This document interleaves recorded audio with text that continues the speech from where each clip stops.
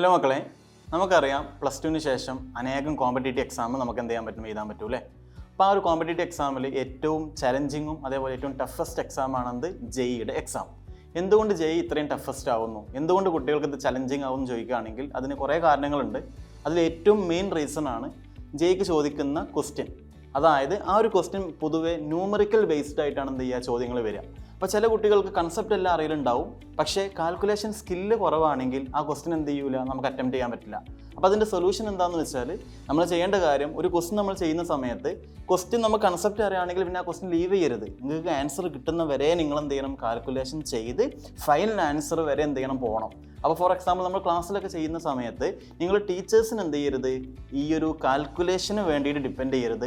സ്വന്തമായിട്ട് എന്ത് ചെയ്യുക, ന്യൂമറിക്കൽ ബേസ്ഡ് ആയിട്ടുള്ള കാൽക്കുലേഷൻ സ്വന്തമായിട്ട് ചെയ്ത് നോക്കുക. ഫൈനൽ ആൻസർ കിട്ടുന്നവരെ ചെയ്യുക. കൺസെപ്റ്റ് ഓക്കെ ആയതുകൊണ്ട് ആ ക്വസ്റ്റ്യൻ കിട്ടണം നമുക്ക് നിർബന്ധമല്ല. മാത്തമാറ്റിക്സ് സ്കില്ല് കുറവാണെങ്കിൽ നമുക്ക് എന്ത് ചെയ്യാൻ പറ്റില്ല, ജെഇയുടെ ഒരു 80% ക്വസ്റ്റ്യൻസ് എന്ത് ചെയ്യാൻ പറ്റില്ല, അറ്റംപ്റ്റ് ചെയ്യാൻ പറ്റില്ല. അതിൻ്റെ സൊല്യൂഷൻ സിമ്പിളാണ്. ക്ലാസ് ഫോളോ ചെയ്തിട്ട് ക്ലാസ്സിലുള്ള ക്വസ്റ്റ്യൻസ് നിങ്ങൾ സ്വന്തമായിട്ട് എന്ത് ചെയ്യണം, അതിൻ്റെ കാൽക്കുലേഷൻ സ്വന്തമായിട്ട് എന്ത് ചെയ്യണം, മാക്സിമം വർക്കൗട്ട് ചെയ്യാൻ പറ്റണം. രണ്ടാമത്തെ റീസൺ എന്താണെന്ന് വെച്ചാൽ, പൊതുവേ നിങ്ങൾ എഴുതിയിട്ടുള്ള ഈ ബോർഡ് എക്സാമൊക്കെ കമ്പയർ ചെയ്യുമ്പോൾ ഒരു മെമ്മറി ബേസ്ഡ് ആയിട്ടുള്ള ചോദ്യങ്ങളാണ് ബോർഡ് എക്സാമിന് ചോദിക്കുക അല്ലേ? For example what is Henry's law, what is Raoult's law, what is Avogadro law, അങ്ങനെ കുറേ ചോദ്യങ്ങൾ ചോദിക്കുകയാണെങ്കിൽ അത് പ്യൂർലി ബൈ ഹാർട്ട് ചെയ്ത കുട്ടികൾക്ക് പോലും എന്ത് ചെയ്യാൻ പറ്റും, ഫുൾ മാർക്ക് സ്കോർ ചെയ്യാൻ പറ്റും. പക്ഷേ എൻട്രൻസിന് ചോദിക്കുന്ന, ജെഇക്ക് ചോദിക്കുന്ന ചോദ്യം വാട്ട് ഈസ് ഹെൻറീസ് ലോ എന്നുള്ള ചോദ്യങ്ങൾ പ്രതീക്ഷിക്കരുത്. അതിൻ്റെ അപ്ലിക്കേഷൻ ബേസ്ഡ് ആയിട്ടുള്ള ചോദ്യങ്ങളാണ് എന്ത് ചെയ്യുക, വരിക. അപ്പോൾ ഹെൻറീസ് ലോ ബൈ ഹാർട്ട് ചെയ്ത കുട്ടികൾക്ക് ഒരിക്കലും ആ ക്വസ്റ്റൻ അറ്റംപ്റ്റ് ചെയ്യാൻ പറ്റില്ല. ഇക്വേഷൻ ബൈ ഹാർട്ട് ചെയ്താൽ മതിയോ, പോരാ. ആ ഇക്വേഷൻ എങ്ങനെ യൂസ് ചെയ്യണം, യൂണിറ്റ് മാറുമ്പം ആ ഇക്വേഷനിലുള്ള ഓരോ കോൺസ്റ്റൻറ്റിൻ്റെ വാല്യൂസ് എന്ത് ചെയ്യുന്നുണ്ട്, മാറുന്നുണ്ട്. അപ്പം ആ ഇക്വേഷൻ എങ്ങനെ യൂസ് ചെയ്യണം, ആ ഇക്വേഷനിൽ ഉപയോഗിച്ചിട്ടുള്ള ഓരോ ടേംസിൻ്റെയും അർത്ഥം കറക്റ്റ് കൺസെപ്ച്വലി ബേസ്ഡ് ആയിട്ട് മനസ്സിലാക്കിയ കുട്ടികൾക്ക് മാത്രമേ ഈ ക്വസ്റ്റ്യൻ എന്ത് ചെയ്യാൻ പറ്റുള്ളൂ, അറ്റംപ്റ്റ് ചെയ്യാൻ പറ്റുള്ളൂ. അപ്പം മെമ്മറി ബേസ്ഡ് അല്ല ചോദ്യങ്ങൾ വരിക, കൺസെപ്ച്വൽ ബേസ്ഡ് ആയിട്ടായിരിക്കും പൊതുവെ എന്ത് ചെയ്യുക, ക്വസ്റ്റ്യൻ വരിക. അപ്പോൾ പഠിക്കുന്ന സമയത്ത് എന്ത് ചെയ്യണം, അങ്ങനെ കൺസെപ്ച്വൽ ഓറിയൻറ്റഡ് ആയിട്ട് എന്ത് ചെയ്യണം, പഠിക്കണം.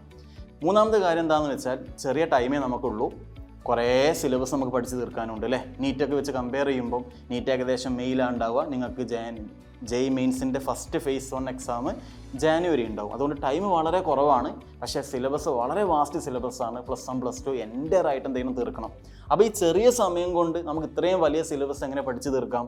അതിൽ നിങ്ങൾ വരുത്തുന്ന മിസ്റ്റേക്ക് എന്താണെന്ന് വെച്ചാൽ, മിക്ക കുട്ടികളും കൂടുതൽ തിയറി വായിച്ചിരിക്കും. പക്ഷേ ജെഇക്ക് പൊതുവെ തിയറി വായിച്ച് ഇരിക്കലല്ല വേണ്ടേ. ഒരു 30% നിങ്ങൾ എന്ത് ചെയ്യുക, തിയറിക്ക് ഇമ്പോർട്ടൻസ് കൊടുക്കുക. ബാക്കി 70% എന്ത് ചെയ്യുക, ക്വസ്റ്റ്യൻസിലൂടെ എന്ത് ചെയ്യുക, തിയറി എന്ത് ചെയ്യുക, കൺസെപ്റ്റ് എന്ത് ചെയ്യുക, റെഡിയാക്കി വെക്കുക. മിക്ക കുട്ടികളും ചെയ്യുന്ന കാര്യം കുറേ തവണ ക്ലാസ് കാണും, കുറേ തവണ വായിച്ച് തന്നെ വായിക്കും. അതുകൊണ്ട് കാര്യമല്ല, നിങ്ങൾ കൂടുതൽ തവണ എന്ത് ചെയ്യുക, ക്വസ്റ്റ്യൻസിന് എന്ത് ചെയ്യണം, ഇമ്പോർട്ടൻസ് കൊടുക്കണം. അങ്ങനെയാണെങ്കിൽ നമുക്ക് എന്ത് ചെയ്യാൻ പറ്റും, ഈ ഒരു ചലഞ്ച് എന്ത് ചെയ്യാൻ പറ്റും, സോൾവ് ചെയ്യാൻ പറ്റും.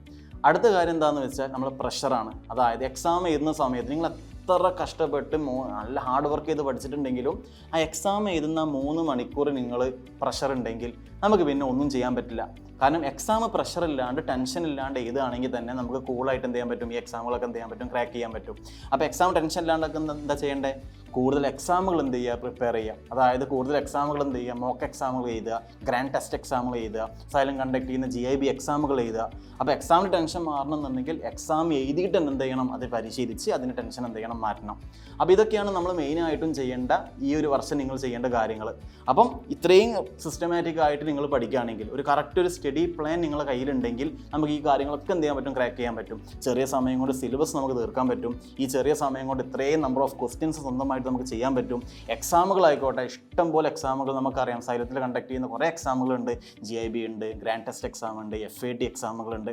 അങ്ങനെ ഞാൻ പറഞ്ഞ ഈ എക്സാമുകളൊക്കെ അറ്റംപ്റ്റ് ചെയ്യുകയാണെങ്കിൽ തന്നെ നമുക്ക് എക്സാമിൻ്റെ പ്രഷർ എന്ത് ചെയ്യാൻ പറ്റും, മാറ്റി വെക്കാൻ പറ്റും. അപ്പോൾ ഇത്രയും സിസ്റ്റമാറ്റിക് ആയിട്ട് കൺസിസ്റ്റൻ്റ് ആയിട്ട് നിങ്ങൾ പഠിച്ചു പോവുകയാണെങ്കിൽ, ഒരു കറക്റ്റ് പ്ലാനിലൂടെ നിങ്ങൾ പഠിച്ചു പോവുകയാണെങ്കിൽ നമുക്ക് ഈ എക്സാമുകൾ എന്ത് ചെയ്യാൻ പറ്റും, കൂളായിട്ട് എന്ത് ചെയ്യാൻ പറ്റും, ക്രാക്ക് ചെയ്തെടുക്കാൻ പറ്റും.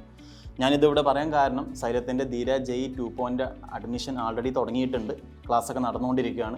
അപ്പോൾ ഇതുവരെ ജോയിൻ ചെയ്യാത്ത കുട്ടികൾക്ക് ഈ ഓണം പ്രമാണിച്ച് ഓണം 10 എന്നുള്ള ഓഫർ കോഡ് വെച്ചിട്ട് നിങ്ങൾക്ക് എന്ത് ചെയ്യാം, നിങ്ങളുടെ ഫീസിൽ നിന്നും 10% റിഡക്ഷൻ വെച്ചിട്ട് നിങ്ങൾക്ക് എന്ത് ചെയ്യാം, ഈ ഒരു ബാച്ചിൽ എന്ത് ചെയ്യാൻ പറ്റും, ജോയിൻ ചെയ്യാൻ പറ്റും. ഒട്ടും വൈകിക്കേണ്ട, നമുക്കിനി സമയം വളരെ കുറച്ചേ ഉള്ളൂ. എത്രത്തോളം ലാഗ് ആകുന്നുണ്ടോ അത്രത്തോളം കുറേ ചാപ്റ്റേഴ്സ് ബാക്ക്ലോഗ്സ് വരും. നല്ല സിസ്റ്റമാറ്റിക് ആയിട്ട് അടിപൊളിയായിട്ട് ക്വസ്റ്റ്യൻ ബേസ്ഡ് ആയിട്ട് നിങ്ങൾ പഠിച്ചു പോവുകയാണെങ്കിൽ നമുക്ക് എന്ത് ചെയ്യാം, ഈ ഒരു എക്സാം നിങ്ങൾക്ക് NIT-കളിലും അതേപോലെ IIT-കളിലൊക്കെ നമുക്ക് എന്ത് ചെയ്യാൻ പറ്റും, അഡ്മിഷൻ എടുക്കാൻ പറ്റും. അപ്പോൾ ഒട്ടും വൈകിക്കേണ്ട, ക്ലാസ്സിൽ വെച്ച് കാണാം. അതുവരെ